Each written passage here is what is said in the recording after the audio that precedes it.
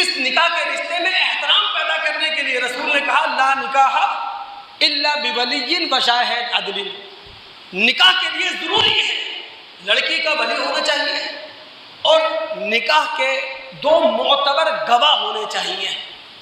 پھر اس کے بعد کیا رہ جاتا ہے؟ ولیمہ ہی رہ جاتا ہے نا دوستو. ولیمہ ایک مسنون عمل ہے، سنت پر مبنی عمل ہے. نبی علیہ السلام کا جب نکاح زینب بنت جحش رضی اللہ تعالی عنہ سے ہوا تو اللہ کے رسول صلی اللہ علیہ وسلم نے ولیمے کی تقریب کی تھی، صحابہ کو ولیمے کی دعوت پر مدعو کیا تھا. اس کا ذکر قرآن کے اندر موجود ہے. اگر آپ سورہ احزاب کی آیت نمبر 56 کا مطالعہ کریں گے تو نبی علیہ السلام کے ولیمے کا ذکر وہاں موجود ہے. نبی علیہ السلام نے ایک موقع پر اپنے صحابی عبد الرحمن بن عوف کو دیکھا. عرب روایت کے مطابق ان کے کپڑے بتا رہے تھے، ان کے کپڑے پر موجود نشانات بتا رہے تھے ان کا نکاح ہوا ہے، ان کی شادی ہوئی ہے. تو اللہ کے رسول صلی اللہ علیہ وسلم نے پوچھا کہ عبد الرحمن بن عوف کیا شادی ہوئی ہے؟ انہوں نے کہا بالکل اللہ کے رسول میری شادی ہوئی ہے. اللہ کے رسول نے دعا دی بارک اللہ لک، اللہ تمہیں برکت دے. اور پھر اللہ کے رسول نے کہا اولم ولو بشاتین، ولیمہ کرو چاہے چند لوگوں کو بلاؤ اور ایک بکری ذبح کرنا پڑے. اب دوستو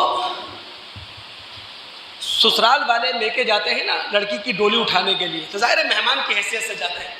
لہٰذا ہمارے ہاں جو شادی کے کھانے کو حرام تک لے گئے غلط ہے. یہ سادگی لے کر آئے آپ اس کے اندر. یعنی اب میکے والوں کی اگر گنجائش وہ بوتل پلانے کی ہو تو بوتل پی لے بھائی، اللہ کا شکر ادا کرے. شربت پلانے کی ہے تو شربت پی لے. اور اگر ان کی گنجائش ہے کہ 50-100 لوگوں کو کھانا کھلا سکتے ہیں تو 50-100 لوگ ہی کھانے پر لے کے جائیں، بڑن نہیں ڈالیں.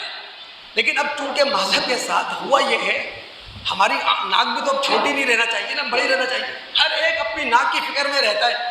جو کام 50,000 میں ہو سکتا تھا اپنی ناک اونچی رکھنے کے لیے اب وہ کام لاکھوں میں بھی نہیں ہو رہا. یہ تھی نکاح کی سادہ تقریب. بھائی ڈھڈورا پیٹ گیا نا، مبارکباد میں نے کھانا نہیں کھایا شادی کا تو مبارکباد دے دی نا، گلے مل لیا نا میں، یہ انداز ہونا چاہیے. لیکن معذرت کے ساتھ وہ چیز رہی نہیں ہمارے اندر.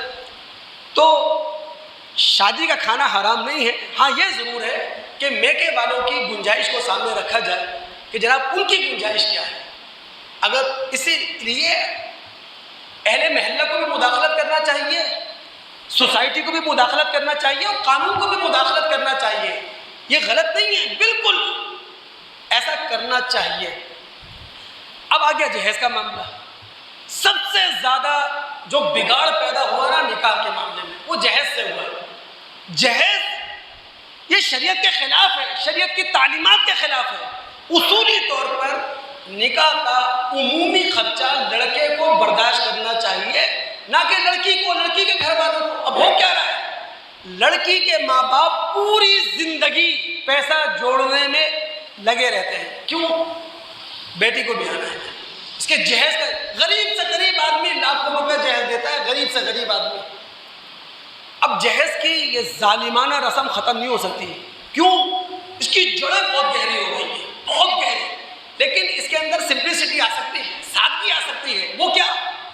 بھائی جہیز نام کس چیز کا ہے کہ ایک لڑکا لڑکی ایک ہونے جا رہے ہیں، مرد و عورت ایک ہونے جا رہے ہیں. ابھی ان کی زندگی کا اسٹارٹ ہے، ان کی زندگی کا ابتدائیہ ہے. ان کو زندگی گزارنے کے لیے، زندگی کی گاڑی آگے لے جانے کے لیے کچھ بنیادی چیزیں چاہیے ہیں. تو بھائی میکے والے، سسرال والے مل کر تھوڑے بہت تحائف فراہم کر دیں، دوست احباب تھوڑی سی مدد کر دیں. ہو سکتا ہے نہیں ہو سکتا یہ.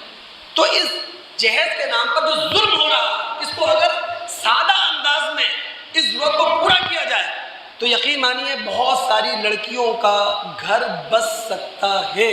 اللہ رب العالمین عمل کی توفیق عطا فرمائے.